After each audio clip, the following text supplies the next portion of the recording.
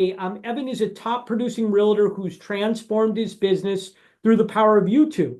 After a challenging year in 2023, where he earned $76,000 in GCI, Evan revamped his approach, closing 27 transactions year to date in 2024 with $340,000 in GCI. Known for his expertise in generating leads through YouTube, Evan will share his journey, including how $16,000 a year has pushed him to change his life, how he leveraged YouTube to turn in a side hustle into a lead generating machine, and how he converts content into commissions. Ladies and gentlemen, Evan, thank you so much for joining us. Evan Barron is our mastermind speaker. They are all yours, my friend. Thank you so much for that awesome intro. Content to commissions. That's the goal here. None of this matters if we're not making any money, right? So I do want everyone to take notes. There's a lot of practical things that we're going to go over here that you can immediately implement in your business, whether it's YouTube or any other form of social media. There are definitely some tips and tricks we can implement here. I do want everyone to write down a question at the top of your page, and that is, why do you do what you do? All right. Just keep that question in mind while we are going through this presentation. But here we go, the YouTube lead machine. Okay, so where are we at today? In 2 years, this YouTube channel, Living in Chattanooga, has generated 3,321,178 impressions. Reason that is important is because when we're looking at advertising data, we look at impressions. This channel has generated over 3 million impressions, 277,000 views, 2,000 subscribers, 37 closings, 450,000 in GCI, 0 paid ads. Also, I paid $0 for this YouTube channel. So no overhead. This is all organic. Okay. Where did I start? Zeros across the board, 0 impressions, 0 views, 0 subscribers, 0 closings, 0 GCI. Reason that's important is because we all start somewhere, right? Just 2 years ago, this was me. Anyone else who has been successful on YouTube, if you guys know who Mike Sherrard is, if you know who Suman Kim is, if you know who Will Grimes and Eli Schmidt, there's a lot of people who've been very successful with YouTube, and they all started here.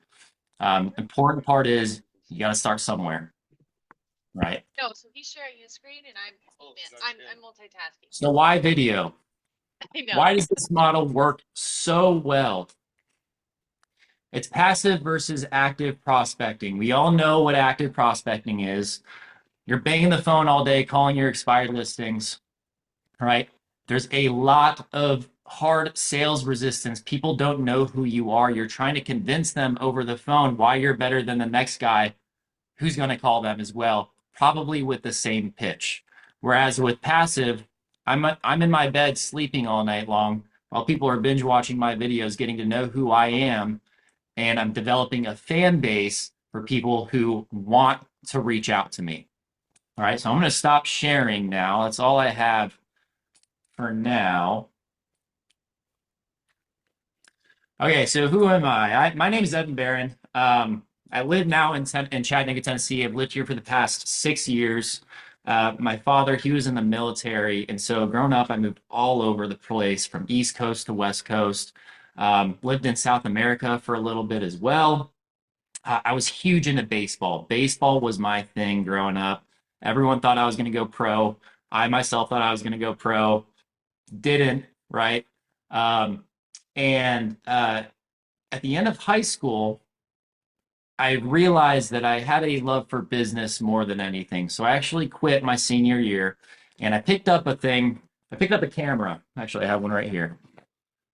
Picked up a camera and realized I could make a little bit of money from that. Okay, so I started a little video and photo business at the end of high school, then going into college.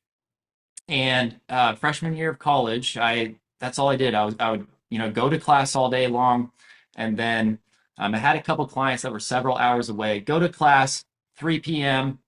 and then I'd hit the road do a bunch of video work, and then come back. So I really hustled in that aspect. Um, and it was weird because a lot of my clientele, they were like in the real estate industry somehow, right? So one of my biggest clients, actually two of them, SmokyMountains.com, which is it's pretty much a travel guide for people who are wanting to go to the Smoky Mountains. It's also a property management company. Smoky Mountains is the most visited national park in the United States. People would go to that site. If you go to that site, all those videos on there, they were created by me.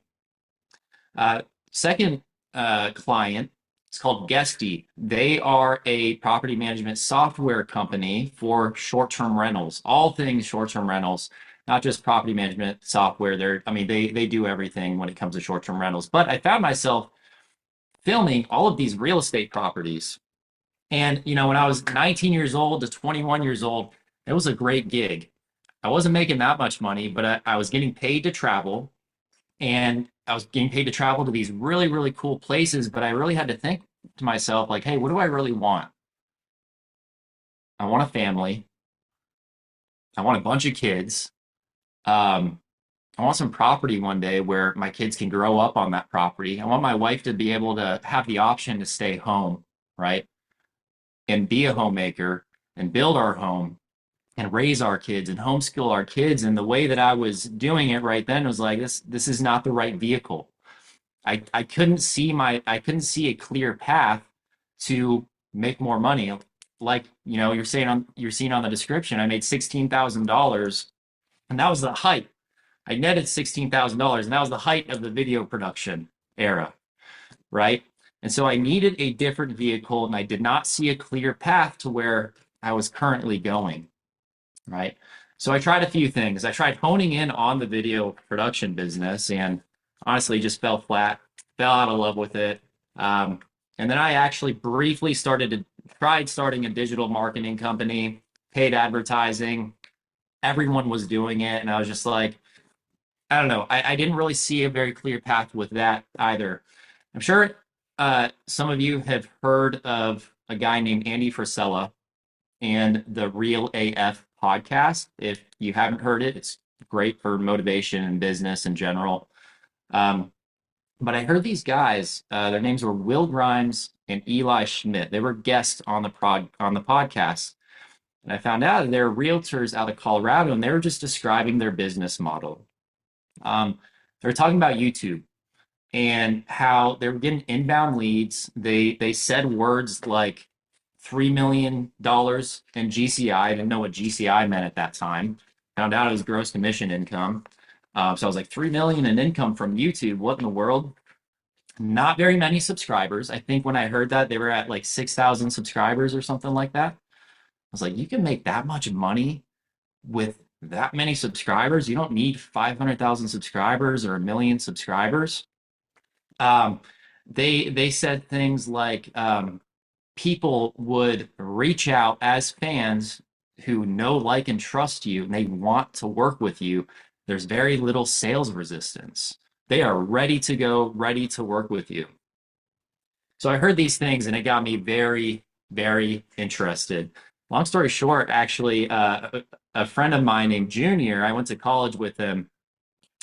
He reached out to me as well, found out that he was partners with those guys. He had also created a YouTube channel here in Chattanooga, and he was doing extremely well as well. And he was like, Evan, you should try this. So long story short, I got my real estate license and dove right in and created the YouTube channel. And for a lot of you who are new agents, new to this business, or new to YouTube, I have some encouragement. When you are new, you don't have any bad habits. So, when I think of when I thought about a realtor, right? What did I think of? I thought of a suit and tie. I thought of a soccer mom. I thought of being overpaid, right? That's a big conversation today. Realtors are overpaid today. All around inauthentic is what I realized. And when I found out the power of video, and how it actually works, which is what we're going to go over today. You don't have to put on the mask, right? You don't really have to put on the suit and tie.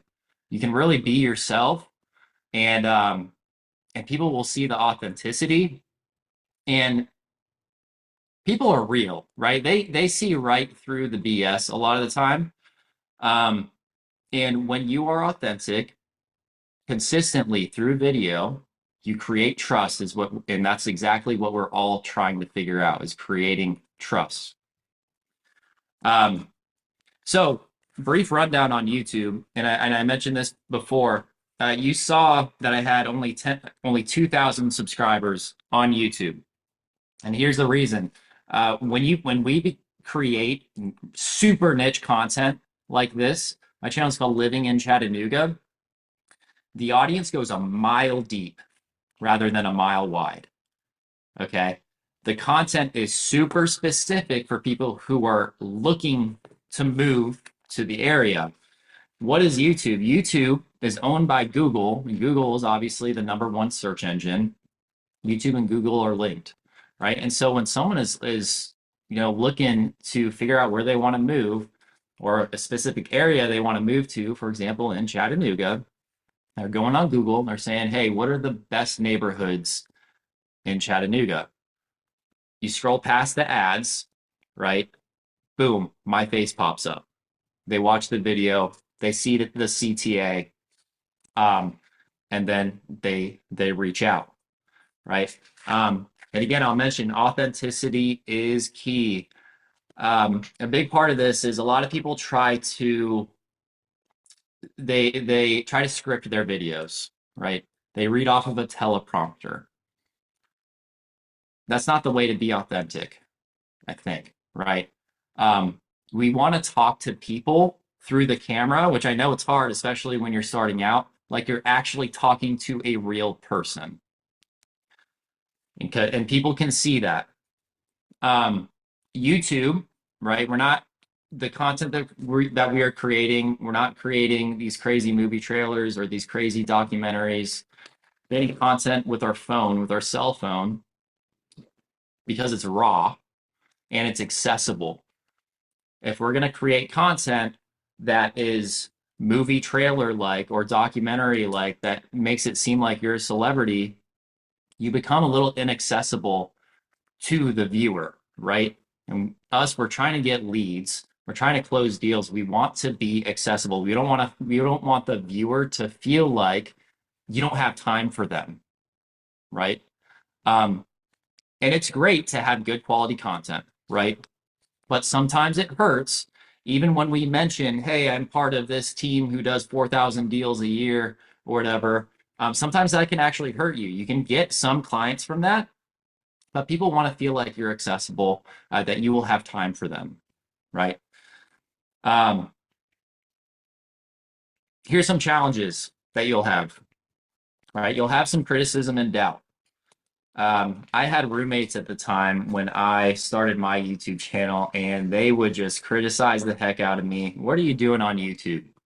Talking to the camera, it can look funny, but like when you look at big picture, this is how you're going to make your money, and you can make a lot of money doing it, right?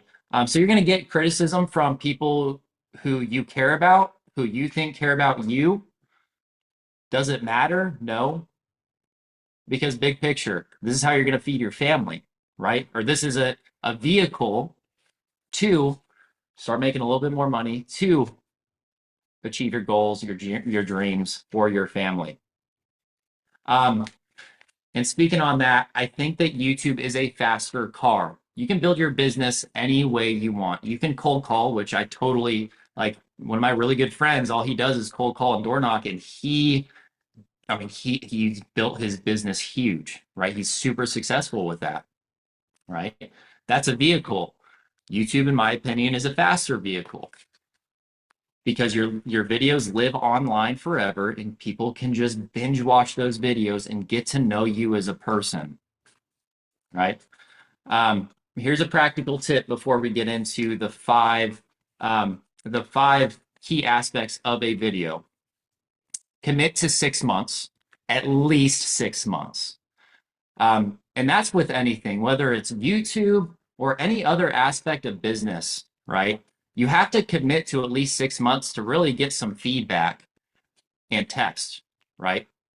Um, at least 6 months, a year is better. Perfect is the enemy. I train a lot of agents on YouTube and video in general, and they get so stuck. They just get so stuck on needing the video to be perfect, whether it's the lighting or the audio or the way that they are, communicating, right? Um, when I was first doing the or making the videos, like I would stutter a lot. I would have to redo whatever I was saying like very frequently. Um, the thing is I did it, right? And then I did it again, and then I did it again, and then I got better, and then I got better, then I got better. Reps, reps, reps.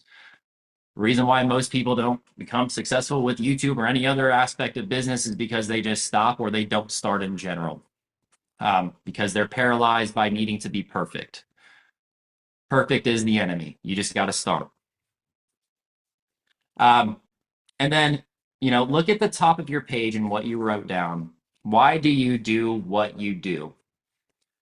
There's a lot of negativity around realtors, just the word realtor. Everyone thinks that we get paid too much. All we do is open up doors. We don't do anything. Just let AI do it, whatever. Um, who are we really? We are leaders in our community, right? Um, when you are working with a client, the mindset should be the person that you needed when you were moving to that area. And what that creates, I mean, we're all leaders here in our communities. That's what it comes down to. So how can we, what aspects or what things can we do? What strategies can we implement to become better leaders, to give out more information, to serve our community better? I do it through YouTube, through my YouTube channel, and giving out as much information possible, not only on the housing market and cost of living and best neighborhoods and all of that, but also just on my real life experience, because that's really what people are looking for, is real life experience. So just going over why video is just so important nowadays. Why it's such a good vehicle and strategy to implement in your business is it builds trust and connection, right? Again, that's how you get business is trust. People need to trust you to hire you, right? And we're going to talk about how the NAR settlement, how I've navigated that through YouTube, and how YouTube has really helped me in that realm as well. But video builds trust and connection, right? It's also captivating. YouTube especially is a captivating format. It is a way to give information out, but it's also entertainment. And when you combine the two, and people just start, I don't know why I get all these crazy animations on my thing, but when you implement the two, it can be a very, very powerful tool, and it's a good way to explain complex topics, right? You can explain the market, you can explain cost of living, you can briefly explain like financing terms and the home buying process. And what you're doing is you're just showing more value, right? Visual storytelling, that's huge. We're gonna talk about client stories, why that's a huge aspect of video and how it can really help you and help connect other people when watching your videos. And it's interactive and informative. If you create good content, it should create some sort of value.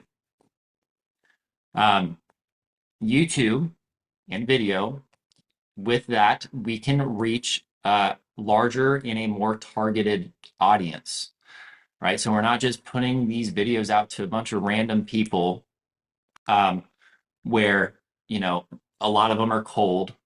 We want to reach hot leads. That's the whole goal, is reach hot leads. And there's targeted niches and SEO benefits. There's a ton that goes into it. Okay, I want you to write this down. These are going to be the 5 ingredients for every video.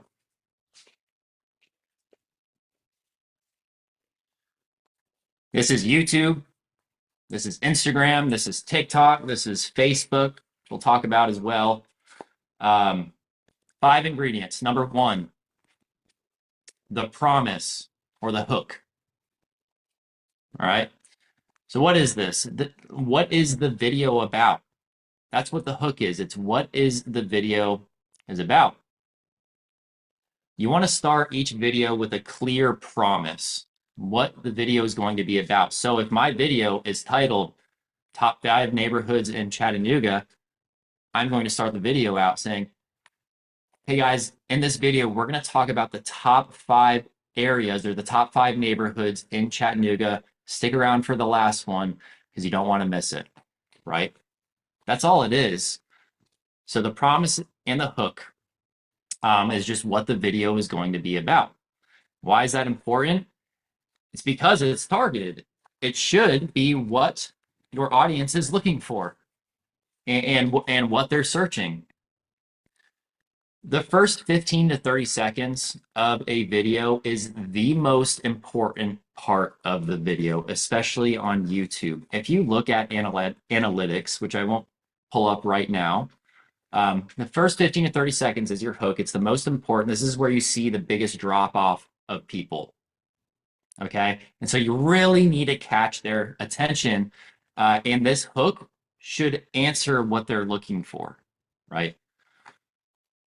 A key tip here is talk to your audience seriously. Like treat them like a real human being as if they're real life. Because I've seen it sometimes, and I know like with video, you're not really talking to someone, so it can feel kind of funky. But these are going to be real people on the other side of the screen. They're smart. Okay, you need to respect their time, and you really just need to respect them in general, because if you respect them, they're going to respect you, and it's going to come across on the video. All right. So number 1 is the promise and the hook. Number 2 is the fulfillment on the promise. Did you deliver after presenting the hook? Okay. Did you tell them about literally the top 5 neighborhoods in Chattanooga? Did you fulfill it? Did you answer their question? All right. Did you meet their expectations? This is important, not a trick question or anything. This is super important because it builds trust, right? On YouTube especially, there's a lot of clickbait out there, right? You don't want to create these crazy thumbnails or crazy titles that mean one thing, and then when they watch the video, it's a completely different topic. That's just not what you want to do, because people are just not going to trust you. A key tip here is share stories, especially client stories. Why is this important? It's important because people will see that you do have other clients, number 1, that you do other business. That's super important. But again, people relate to these type of stories. If you're working with another client who has a kid who's looking for a good school district, right? And you tell that story and how you help them, they can relate to those people. You can get clients by telling stories, right? Whether that's on YouTube, implementing these in your YouTube videos, or also online, on Instagram or TikTok or on Facebook, right? Tell the story of some of your clients because people can relate to that. And then you can get clients from it, right? So number 3, super important, probably the most important, and that is your call to action. After delivering value on your video, you need to give instructions for the viewer on what to do next. Guide them to the next step, whether it's calling, texting, emailing, subscribing, turning on push notifications, downloading an area guide. Guys, if you don't have an area guide for your specific location, I would get on it, okay? Because you can absolutely use that as a lead magnet, whether it's through Facebook, Instagram, or YouTube. Sometimes we'll have, the call to action is, hey, if you guys are interested in this area, click the link down below and download my area guide. All right, this will give you some good info on different restaurants, different amenities in the area, as well as different neighborhoods that might suit your needs, right? Now you're entering them into the funnel. And that's an easy, low resistance way to get them in the funnel when they want more information. Just download the area guide. All you're doing is providing more value, right? Gary Vee came out with a book, Jab, Jab, Uppercut, or Jab, Jab, Right Hook, right? Jab, jab, you're giving value, give value, give value, give value. Then you give the ask, right? Or the call to action. Okay. So why is this important? Without the call of action, people are lost. They're just going to go on to the next video. They're gonna, they're gonna see cat videos next, right? They're gonna lose. They're not gonna have a clear direction to go, right? So you want to be very clear with your call to action so that they can move on to the next thing and reach out to you. And with this, a key tip with this is be sincere. A call to action kind of seems unnatural. But really, what you have to ask yourself is like, am I a good person? Will I work hard for my client? Should people call me? Am I qualified to work with this client? If the answer is yes, then you want to elicit that in your call to action. You want people to reach out to you, right? Also, people understand that this is marketing. They're not dumb. The cool thing about this type of marketing is it's not a Facebook ad, and it's not just like a one-click thing. You are constantly delivering value, and you're creating some rapport that way. So people understand it's marketing, and they don't dislike you for that. They actually appreciate it a ton because what you're really doing is you're really helping people and you're really guiding people to the home buying process or guiding them in your specific area. Another bonus too is when they reach out to you, I like to ask the question, hey, what made you pick me rather than the next person? Because there are other people doing YouTube in your market. And a lot of times they've been doing it for a while, then they're probably a lot bigger than you. So I just like to constantly get feedback, and then the answers they give, just lean into it, right? If they give an answer like, "Hey, I could relate to you based on your familial status," right? You talked about, "Hey, I have a kid, or I have a wife and kids, and we just decided to move to this area because this, and this." People are going to relate to that. Okay. So what do we have? We have number 1, promise in the hook. Number 2, fulfillment on that promise. Number 3, call to action, super important. Actually, one other thing on the call to action, I just made an Instagram video probably 2 months ago about a land listing that I had. I just received a DM right before this call. The call to action on that video, I talked about the land, what the property was, where it was, and then on the call to action, I said, if you're interested in this property or something similar, DM me the word land. It's easy to do, right? Just write the word land. They DM'd it to me. We're going to hop on a Zoom call later and talk about what it looks like for them to purchase a $400,000 house in the next few months. Call to actions are super important. Okay. And tell client stories, just like what I just talked about, right? Stories convert viewers into clients. And it's because people can relate to stories, right? I had a client, their names were Brett and Kristen. Actually, Chris Clock, he helped me with this one. Great people. And I frequently tell stories in those videos about them moving to a particular area and their wants and needs.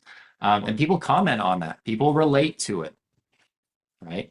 And really what it does is it humanizes yourself and it humanizes the process. A lot of times I myself can get caught up in a transactional mindset where everything is a transaction, right? Whether it's creating the YouTube videos or especially in the beginning, just doing a deal, sometimes it's like, man, I really need that commission. But the goal is to humanize yourself, right? We are talking and dealing with real people, okay? And so with that mindset, one, it changes the way that you do transactions. It also changes the way that you deliver your content, because people relate to certain things. Now, so what do we have, right? Whoops, my notes. We have the promise and the hook. We have fulfillment on the promise. We have our call to action. Tell client stories. Also, again, on telling client stories. Here's what it does. It builds trust. You can show that you have the client's best interests in mind, and you're not just in it for the commission. You prioritize the client's needs, and also shows that you close deals, right? Now you don't need to brag about high volume. Like I mentioned this before, like if you brag about how you're on the #1 team in your area, people are going to feel a little bit disconnected to that. And sometimes they just won't reach out because they think that you just don't have time for them. Right. And we really want these people to know that you have their best interests in mind. And number 5, and I'm beating a dead horse at this point, but these YouTube videos, these videos that we create, number 5, we want to create videos that allow the viewers to know, like, and trust you. What we're doing is we're building a relationship. Ultimately, people do business with people that they know, trust, and like. Every video, in my opinion, should contain tokens. I call them tokens. And they kind of help view you on a personal level. As far as like when you're presenting the information about cost of living in your town, I keep on referencing that because I just created a long video about the cost of living. But if you're presenting information where you're talking about numbers and everything about cost of living, you should insert these tokens that humanize yourself a little bit and that allow the viewer to get to know you on a personal level. Now, what are some examples of this? Tell brief stories about where you used to live, what made you come to the area, what made you move to the area, maybe some past jobs in your experience, maybe your family, right? Talk about your family, talk about your kids, your wife, your husband, some of your hobbies and personal interests, and then insert some humor here and there. Sometimes what we like to do is we like to reference certain movies, like brief clips, and I'm sure you've seen this, reference certain clips in movies and stuff. If some of that comes up in the video, just add that into the video real quick, and it creates some humor around the video. And it's super helpful because, again, it humanizes yourself, right? Now, I'm going to share my screen with you again. Let me pull this up. All right, super good tool for you guys to use.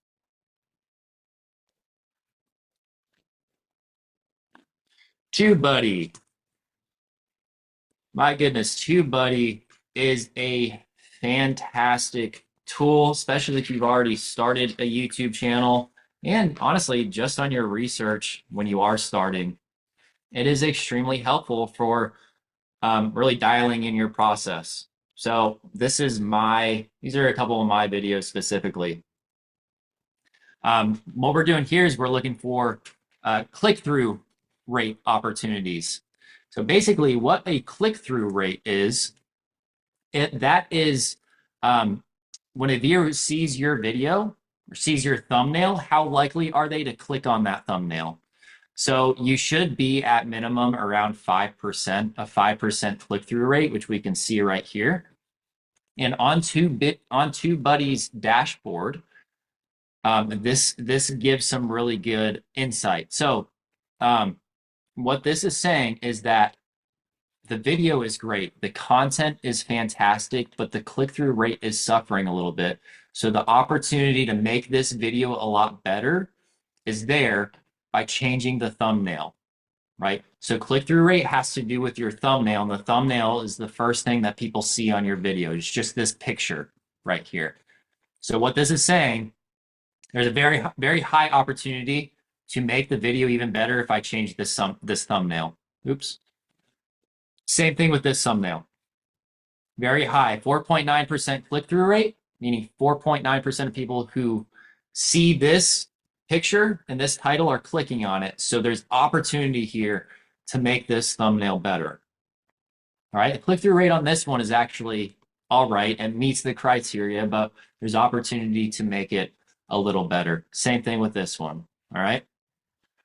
Next, TubeBuddy's Click Magnet or Element Inspector. Oh my goodness, it's amazing. All right. So what it does is it uses AI to analyze your thumbnails, and it tells you, for example, right here, face versus no face. Hey, right here, this is telling me that the thumbnails that don't have a face actually perform better. So you should try to implement that a little bit more, right? And then it goes to emotions. If I'm doing like a big smiley face, or I'm neutral, or I'm like down face on my thumbnail, this shows me that the sad face performs a ton better than the other emotions on there. This works in the news and everything as well. Just because, I mean, we all know that negativity drives performance. Essentially, people are just hooked on negativity. And same thing with YouTube, right? So this is telling me that the thumbnails that have the sadder face allow for a better click-through rate, right? Click-through rate is super important because when we talk about the hook, we're really trying to get people to click on your video. And then watch the hook and then watch the rest of the video. So click-through rate, super important. Another little metric right here, long shot versus medium shot. This is the distance my face is away from the screen, essentially, on the thumbnail itself. So super important there. The next thing I'm going to go over briefly, right? So everyone write down TubeBuddy, first of all, when you're doing your YouTube channel. TubeBuddy, super important. It'll give you all the metrics that you need in order to create better performing videos. I'm going to briefly go over the process on what this looks like when clients do reach out. And guys, I mean, implement this. It's for YouTube. It's for other forms of social media, Zillow leads, anything, right? So they watch a video. You have your call to action. Hey, call this number on the screen. You have a brief 10-minute, you answer the phone, you have a brief 10-minute conversation, high-level conversation with them. The phone should only be used for setting appointments, okay? So brief, high-level 10-minute conversation, get an idea of what they're looking for, their situation, their family, their occupation, all of that stuff. Should be 10 to 15 minutes, then direct them to a Calendly link to book a Zoom call with you, okay? Now, on that Zoom call, this is my buyer presentation or listing presentation, whatever it is, right? You do get a lot of buyers from YouTube.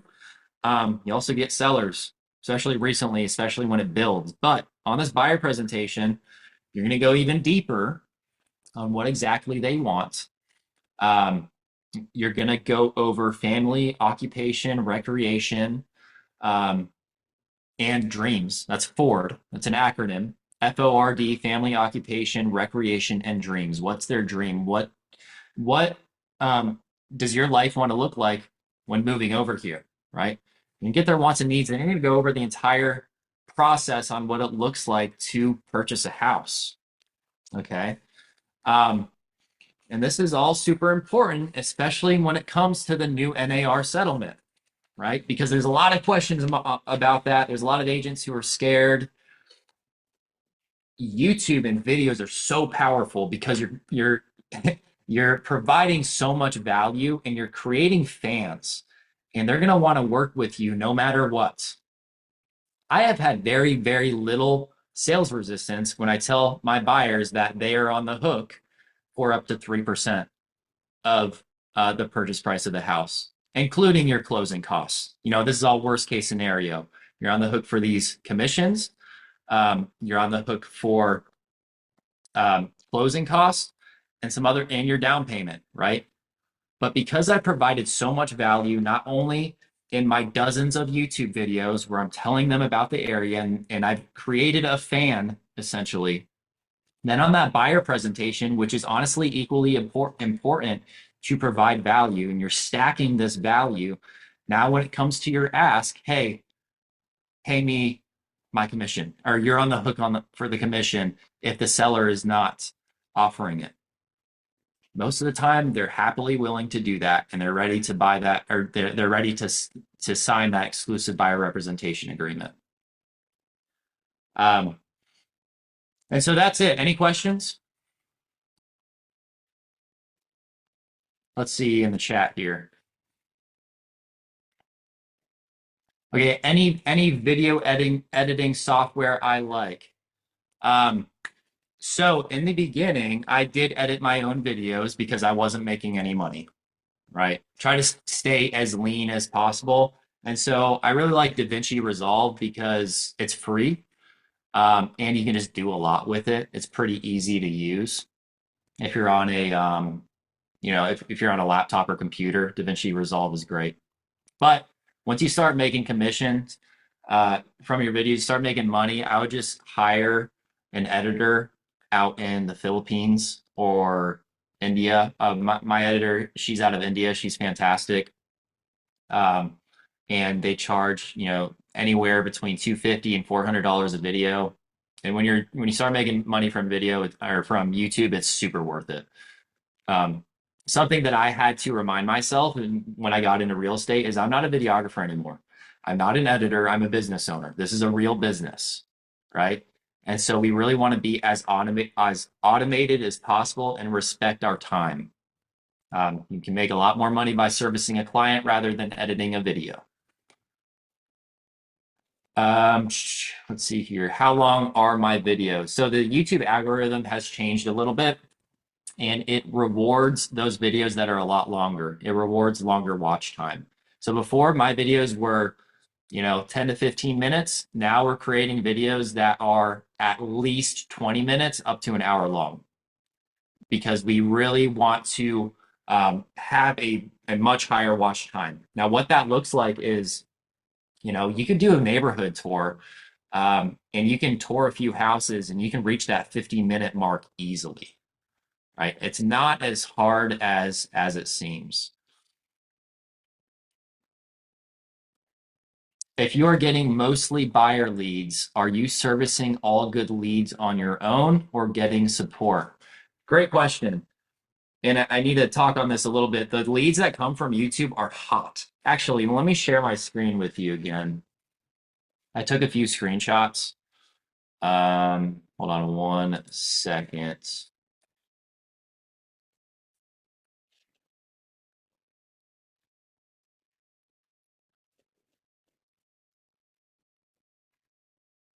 Chris helped me service this one. Can you guys see this all right? What do you guys see? Yes. Okay. This is from my client, Octavian. Good afternoon. My name is Octavian. My wife and I are interested in moving to Chattanooga area. We currently live in Texas. We watched and learned a lot from your videos on YouTube. Are you still taking on new clients? We're planning to fly out to Chattanooga next weekend and currently working through the pre-approval process to have everything ready. Then I switched them over to get pre-approved with Chris. They bought like a month later. Super hot lead. These are leads that come from YouTube. Another one that just closed. This is Aiden Tram. We just discovered your channel on YouTube. We're impressed by your expertise. Planning on both moving to Tennessee for personal residence and investment opportunities. They already found a property that they wanted, right? Another example, I was in Portugal with my wife last summer. I get a call from YouTube, a guy named Bruce. He said, hey, saw your YouTube videos. Found a house. I just need an agent to let me in, and I'm ready to write a contract with you. I was in Portugal. I had about an hour max into that deal between writing the contract and doing the final walkthrough. So these are the type of clients that are coming from YouTube. Now, that's not all of them. There are definitely some tire kickers. But I was looking at my CRM actually today. I look at it every day. And the conversion rate is actually super high. And it's because how niche these videos are. I mean, think about it this way. You get 100 views on a video about a specific neighborhood in a specific area, that's 100 people in a room that you're talking to that are ready to move or looking at moving to the area. All right. So this is what I talk about when it's a mile deep rather than a mile wide. You know, if you don't get 50,000 views on a video, who cares? All you need is 50. You need 50 people in a room to talk to tell them about what it's like to live here. Um, and then to answer your question even more, let's see, if you're getting mostly buyer leads, yeah, I mean, if it's a client that I don't want to, I guess, deal with, I'll refer them out to someone. We live in Chattanooga and I don't have my Georgia license yet. So, and we're right on the border of Georgia. So I have an agent that I'm like, hey, just, service this lead. Again, they're super hot. And so a lot of my referrals are like at 50% because they're really just ready to go. Another thing as well, because you build so much trust on YouTube and just the nature of relocation clients, they usually have a house to sell in a specific area. I just helped sell a house in California off of a referral, $1 million house that I got a 40% fee from, referral fee from.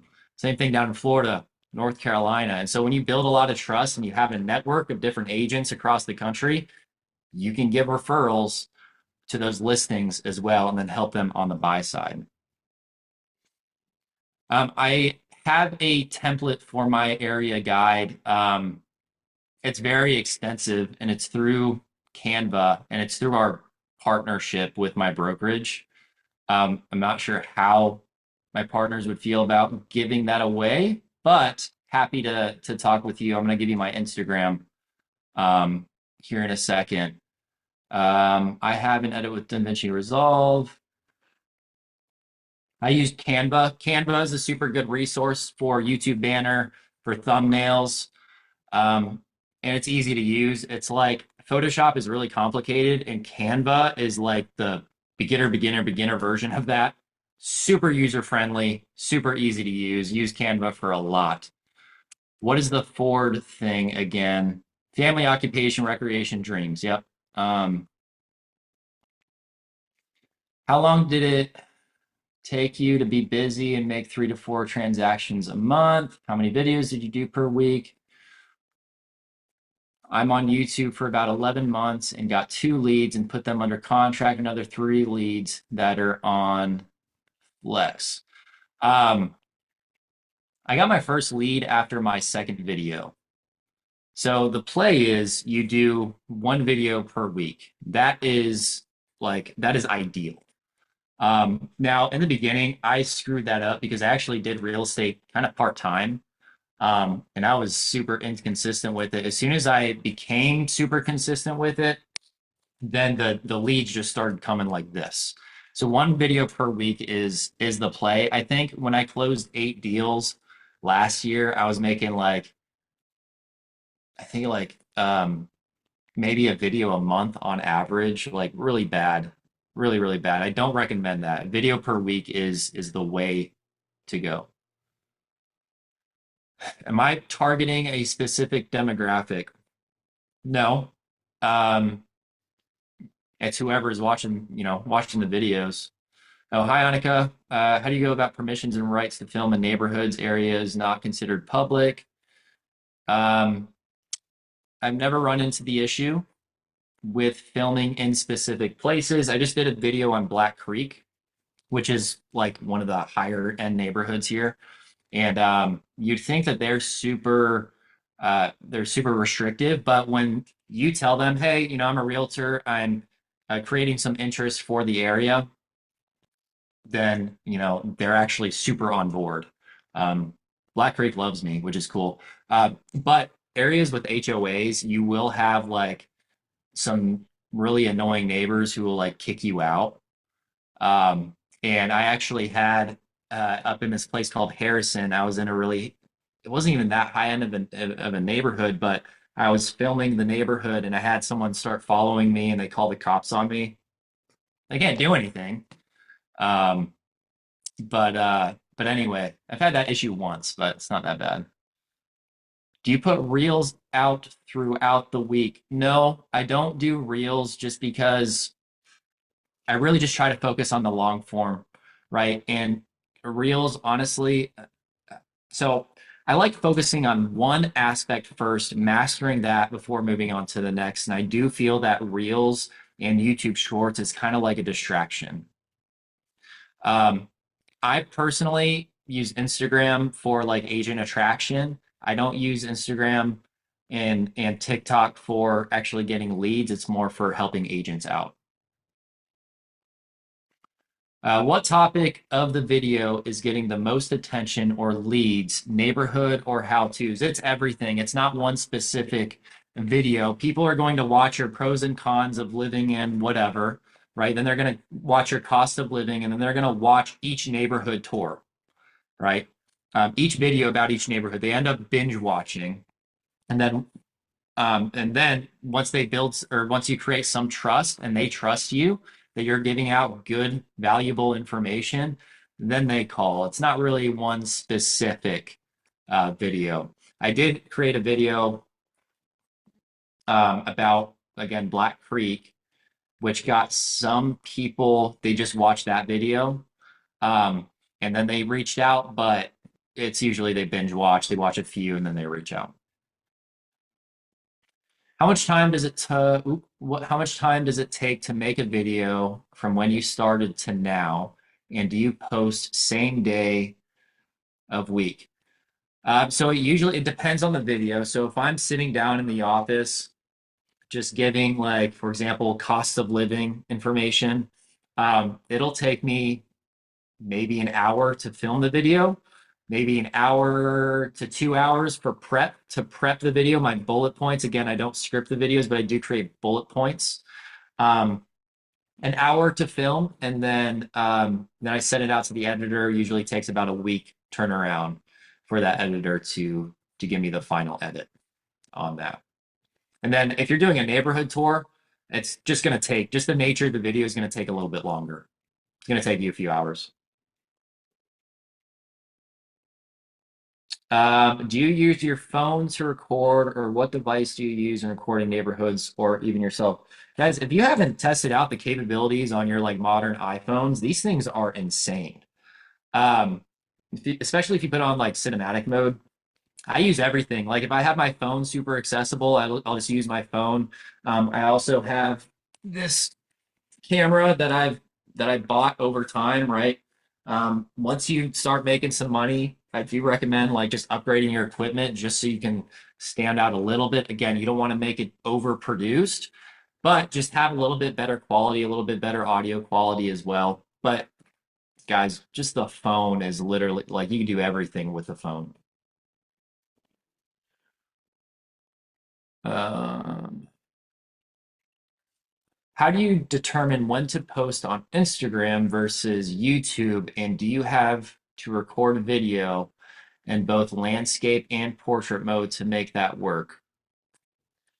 Um,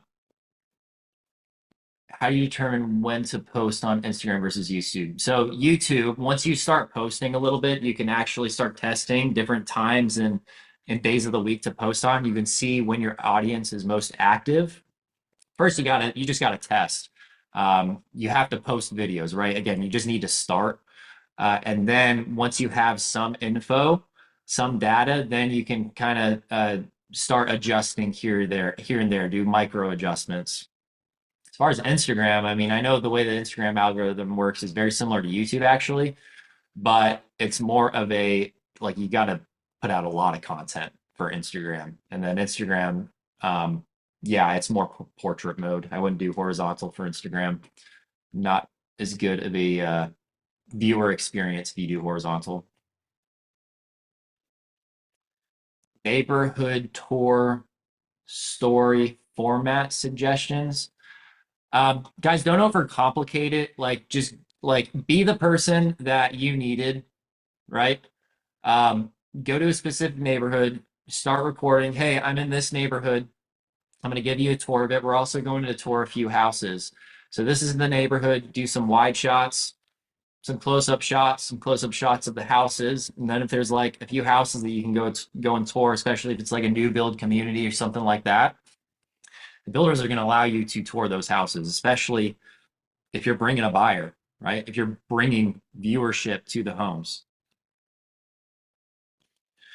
How important are subscribers compared to views? It is very important to build is it very important to build subscriber count? Again, guys, I have 2,000 subscribers and I made $450,000 on that YouTube channel, right? I started making money when I had less than 1,000 subscribers.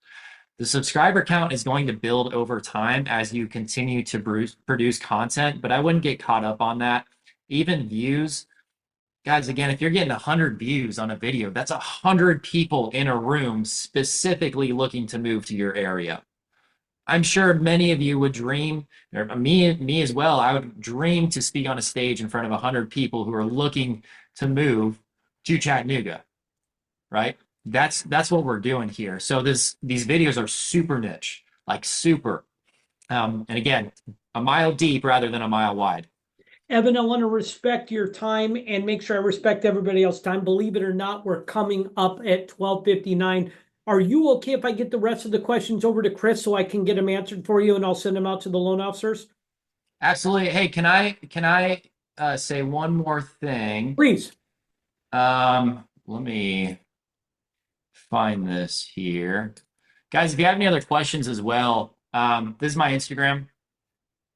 Please just scan it with your phone, the QR code. Follow me, send me a DM. Would love to talk more about YouTube or just about business. Would love to hop on a call or a Zoom call just to go over